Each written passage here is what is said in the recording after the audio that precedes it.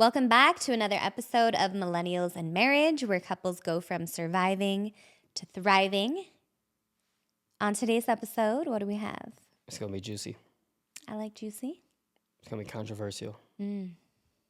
Which is great because we're going to go biblical. That way, it's not our words. It's not even our opinions. We'll give a few opinions. Okay. But I'm going straight From the Word. the good book, the Word of God. All right. We're going to talk about handling negative input on your marriage from your family and your friends. Ooh. And I don't take it lightly. You know, I was born to a single mom at 17 years old. And she told me, honey, you can have and be and do anything you want in this world. You just have to be willing to work hard for it.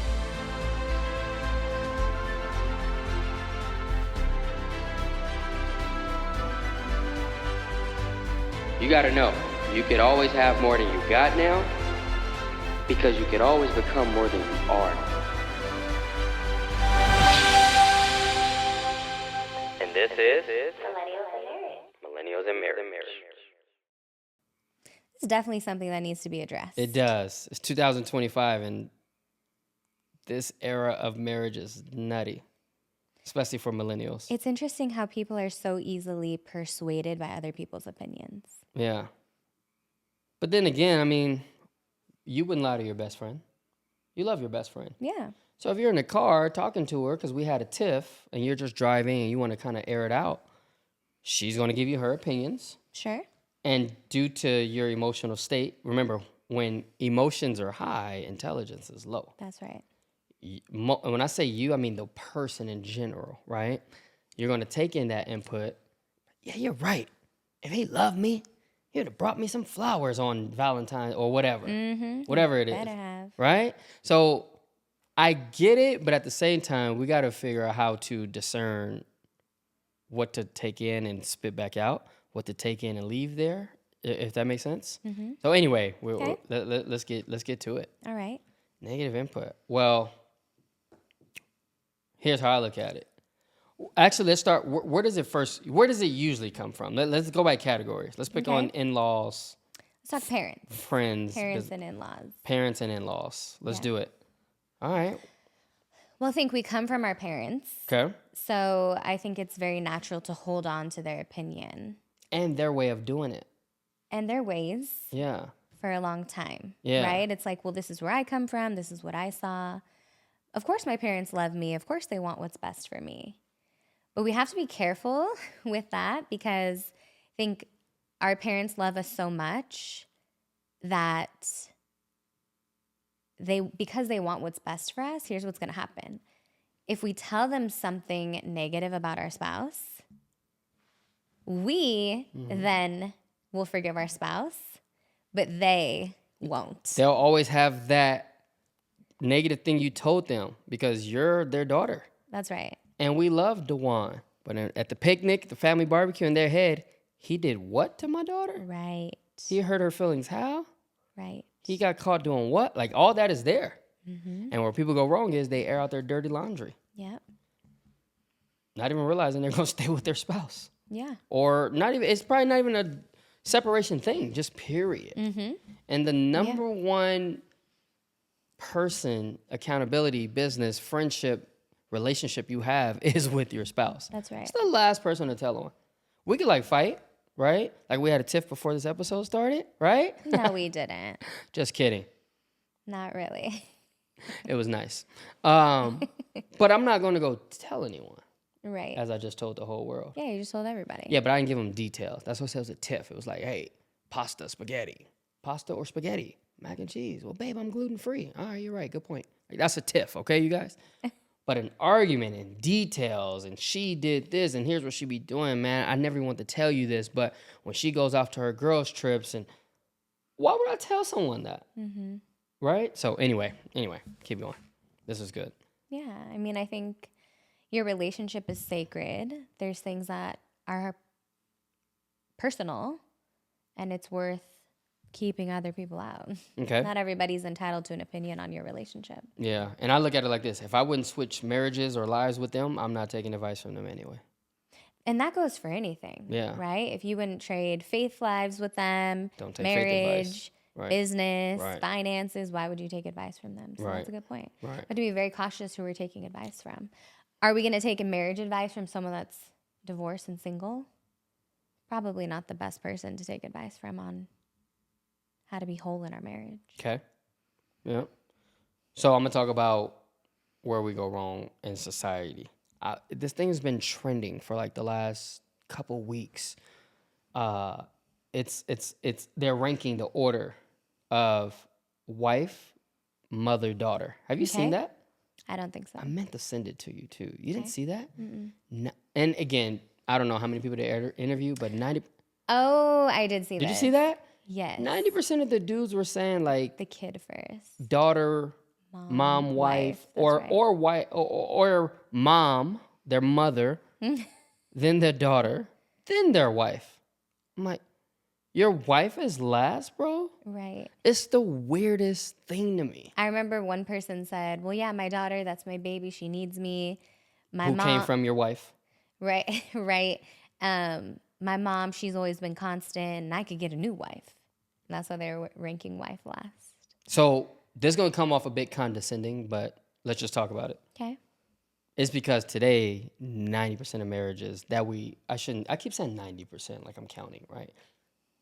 Most marriages from what we see are not biblical marriages. Absolutely true. That's the truth. So in Genesis 2:24, it says, watch this. This is really deep. Genesis 2:24. It says, man and wife, man and woman.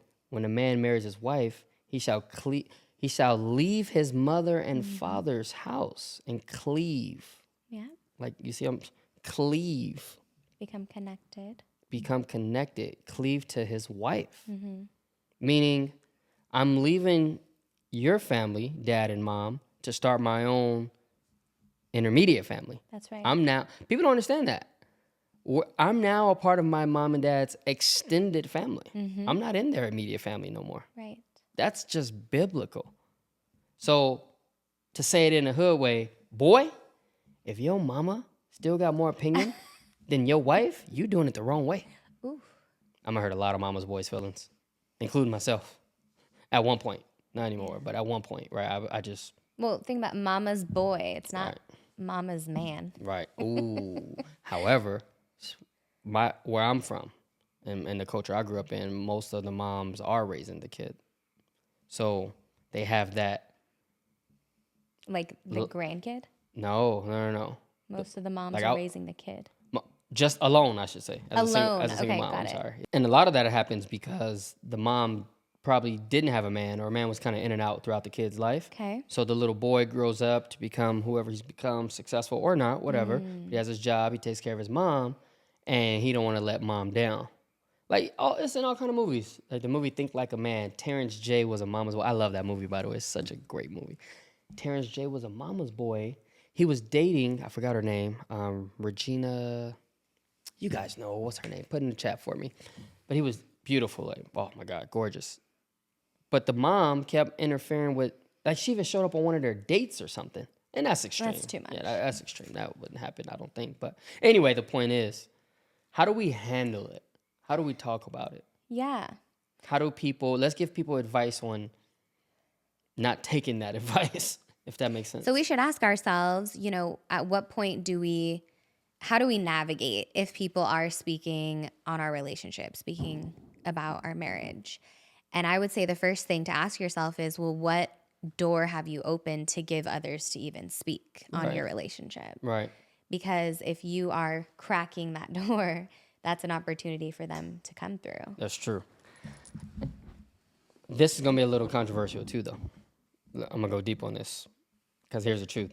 Too many voices in one marriage. You ever heard the saying, too many cooks in the kitchen? Mm-hmm. Too many voices in one marriage just causes confusion. Yeah, it's true. So here's the truth. When God ordained it, and it's going to be a little controversial, and here's the truth. I don't care because it's biblical. Right. God, Christ, husband, wife. Yeah. God, Christ, husband, wife. It rhymes. It's like a jingle. It does rhyme. I didn't even. God, Christ, husband, wife. God, Christ, husband, wife. That's good. That's good. Right? But then let me tell you what the women say. I have sisters, so I know what they say. Well, if these men were godly, great point. Well, if these men would lead me, I would be submissive. Great point. Yeah. However, where do they go in those situations? That's I know the defense on that. Right. True or not true, ladies? I know what y'all thinking. Yeah, it's true. I mean, it's so important to realize, where do we go? You know, if I think in this culture, it's so common, you know, women gossip, right? Or it's so easy to point out the negative thing about your spouse. And we have to be very careful of that, because what we focus on magnifies, Yeah. right? If I only focus on the fact he's not taking out the trash, well, I'm missing all the other 25 great things that happened that day, right? And so it's very easy to talk low vibrational things with other people. So who do we go to? The truth is, we pray. There's been so many incredible things that have happened into our marriage, not because I vented to somebody else, but that I prayed to God. Yeah. Like, for you, for me, for us, for our marriage. And over time, things get better. Let me talk about that, Okay? because you're so good at that. You pray for everything. Watch this. Did you know? I'm gonna point this out. I was studying the word the other day, and I'm like, oh my goodness, it just hit me. I was thinking about all these different stories of Ruth and Hannah. Remember, you was reading all the different stories, right? Even Lydia, even Hagar, which are concubines, like not even wives. Yeah. You want to know something deep? So you know how in Genesis 2:24 it says, when man and woman get married, the husband must leave his father and mother's house and become one with his spouse, cleave to the spouse. Watch this. Did you notice it never told the woman to leave anywhere? That's deep. Interesting. Most people don't catch that. You know why? There's not a single woman in the Bible that had prayers to the one true God that didn't come true. So powerful. How many men had prayers, and a lot of men had prayers to the one true God. Those prayers didn't get answered. Every woman in the Bible that said a prayer to the one true God, it was answered. Wow. How deep is that? Okay, so that has me think of something. Okay. So, That's deep though, right? very deep. So, what's interesting is the wife was sent as a helper for the man. God is also the helper of our life. Not calling woman God, but her role is godly. All right, I'm going to go deep on that with you. And that's so honorable. It is honorable. And, you know, even talking about like the order, God, Christ, husband, wife, it's not that one, you know, is weaker than the other. I think that's where people go wrong. It's, we have to understand our roles. Our roles. And they all have significance, and they all have value, and they all have importance. You're so good at that too. And when we play to our roles, the whole lineage works. Yeah, it does. Effectively. Watch this. Speaking of that, the word you've been reading your scripture, huh, babe? You're good. The word used for helper is used 21 times in the Bible. 15 times is referencing God. 6 times is referencing the wife, the woman. It's called an etzer or etzer. Yeah. E-Z-E-R. It's a Hebrew word. So it says it in Genesis. Let me make him a helper. Etzer in Hebrew. But the Bible also referenced that word for God.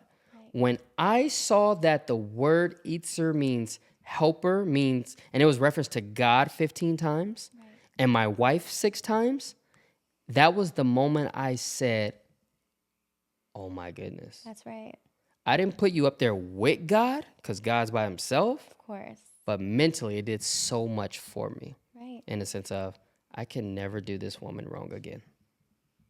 Because you literally was sitting here to help me. That's right. So I appreciate you helping me and get through a lot of different things and pains and growths and trauma and blocking out the noise and staying with your husband through anything. Yeah. I'm grateful, because that's literally your job, is to check my blind spot. And you do so good at that too. Like, it could be, I see people, and I know you hate this, like airing out their spouse in front of other people at like a party drinking. Well, let me tell you, when this guy, I'm like, what do you mean this guy? That's your husband. Right. And they do it in a funny way, but me and you never, we don't do that. No, and I just want to talk to the ladies for a second because we have so much power as women, and our words, especially, are either going to build up or destroy. And our man, our husband, like for us to belittle or down talk him in public, what does that say about you and the choice you made in a partner, by the way? If you're so open to speak about him publicly in front of other people, in front of him, you know, that's really reflecting on you and the type of partner that you chose. So we always want to pour into and build up and speak highly of our spouse, especially in front of other people. That's true. That's really good. Because if your bestie has something to say about your marriage that's negative, they're not your friend. That's true. They're not your friend. And we also have permission to set a boundary and kindly shoot people down. Like, you know, and even saying, like, you know, I may have said something in the past. Truthfully, I regret it. We're no longer in that space, and I only want to hear positive things that you have to say going forward. Say that to your friend. Yeah. Right. And just hold that standard. Well, That's so true. So let's get some action plans. How do we block out the noise? How do we, you know, not take negative advice? One, what'd you say? Start biblically. yeah. Have God at the center of your marriage. Absolutely. Understand in the Bible, there's literally rules for marriage, which we learn, which are great. Yeah. Wow. Beautiful rules. Didn't know these rules. Yeah. Like, did you know I own your body? Did you know I own yours? You do? Yeah. Ephesians, huh? You own me, huh? Yeah. I own you. The Bible literally tells us not to be selfish with each other's bodies. Okay. Have some fun tonight, girlfriend. Hey. It says you do not have authority over your own body, man. Your wife does. I'm like, oh, say no more. Please. Please. Okay. What was I saying? Oh, sorry. Just thinking about you, girl, takes me in so many directions. God at the center. And can I add one thing on Yeah, that? yeah. God being at the center. I remember asking for guidance from our pastors. I said, tell me what that actually means. Like a true. God-centered marriage. Is it I believe in God? Is it I pray to God? What does it mean? And I got the best piece of advice. And it was, that means you have a relationship with the Lord, your husband has a relationship with the Lord, and together you're both growing spiritually. And I thought that was so powerful. That's so great. You know, and God first, like you said, is also following the word and the biblical rules of marriage. No, that's important because God says when two or more come together in prayer, consider me there. That's right. I'm standing right there. I love Proverbs 18:22. He who finds a wife finds a good thing. That's a great thing. Right? So did we give action plans? Yeah, let's talk about action plans. Action plans as we wrap up. God at the center. So God at the center, right? A faith-driven marriage. That's number one. What is marriage? It's a covenant. What is a covenant? A promise about being what? Married in and with God. Just so you know, that's how it works, right? Yes. What else? Setting boundaries. Set boundaries within your marriage and just have an agreement. You're not going to talk to other people. And also, shame on us for not working on having the communication. Why wouldn't you be able to go to your spouse and talk about things that are bothering you? Yeah. I recently heard on a podcast the tell them theory. It's so good. Instead of telling everybody else about what you think about your spouse, why don't you just go tell your spouse? By the way, that's in any relationship. With your parents, with your sibling, with your best friend, with your coworker. I'm a grown man in my 30s, and I have other men in their 20s, 30s, 40s, 50s. They're talking to each other. I'm like, dude, if you got something to say, tell me. That's right. Are you a child? Like, Yeah, 100%. you're telling all these other men, and you haven't talked to me? Like little boys. But maybe I was surrounded by boys. You got to be surrounded around men. So that's a good point right there. Be surrounded by grown-ups. Be surrounded by grown-ups. And also couples, be open to hear your partner. We've had phases where we've been very responsive to what the other person has had to say. We've also had phases where either I've been offended or it was an attack to you or something of that. How do we know that, okay, our partner's coming to us with a need or a partner's coming to us with something they want to voice? Like, let's be open to communicate about this. I think we have great communication. And some periods have been stronger than others. And you have to learn through that and navigate that. Yeah. One thing we don't do is bust in the room talking. We throw flashes out there. Yeah. Either husband, this is business time. This is parenting time. This is, what else? What hat are we wearing? What hat are we wearing? Yeah.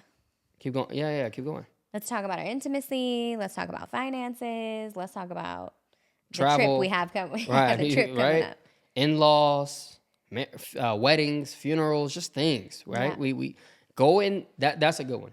Go in the room with the correct hat on, and don't start speaking unless the other person's ready to put that same hat on. Man, that's such a Really real thing. good. Because let me tell you where spouses go wrong. They expect the spouse to stop everything they're doing because you came in the room. Nothing else I'm doing is important. Right. Oh, is it more important to me? No, but there's times for everything. Yes. So it's little stuff like that we still see today. I'm like, Yeah. dude, what? We're married, but we're people first, right? So what's that called? Respect. Totally. The other day I was like, can I talk to you about this? And you were like, honey, not right now because I'm actually focused on this.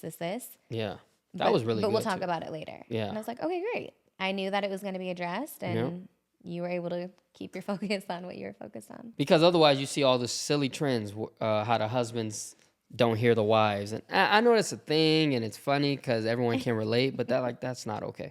Like, it's actually kind of, and it's some funny reels out there. Well, maybe we just gave you an example of why. Yeah. It's not that the husbands aren't hearing, it's that they were focused on something else at the time. That's true. That's true. Ken. That's true. Okay. Well, the Bible points at Adam for being the first irresponsible one. So as the man, any miscommunication or any errors, I'll take the fault because I'm the man. And that's my job. It's very big of you. So it's really big on saying, here's how we're going to do things different later. I think couples get big at that. You don't really have to take too much negative input from anybody. Yeah, But most importantly, just set that boundary like we keep saying. absolutely. Like who just have access? Watch this. Here's what I'll leave you with. Who and why do they have access to your marriage? 100%. We're one in the flesh, and someone else has access. Right. Man. By the way, I had to learn that the hard way. Yeah, and I feel like just like we don't allow other people to determine how we raise our kids or how we run our household, why would we allow someone else, our marriage, which comes before all of that, to have an input on our marriage? Right. Yeah. I agree. Well, that being said, guys, have God at the center, have boundaries, have effective communication, know what hat you're wearing, talk to them. What is that method called? Them? Talk to them? Talk to them. You literally just gave me a method from a podcast you watched. Oh, the tell them Did I say theory. this? My goodness. Tell them. Tell them. I said talk to them and you're lost. Instead of telling everyone else, tell them directly. Tell them, right? Look, effective communication. There you right? go. Love you guys. We'll see you on the next episode. See you guys.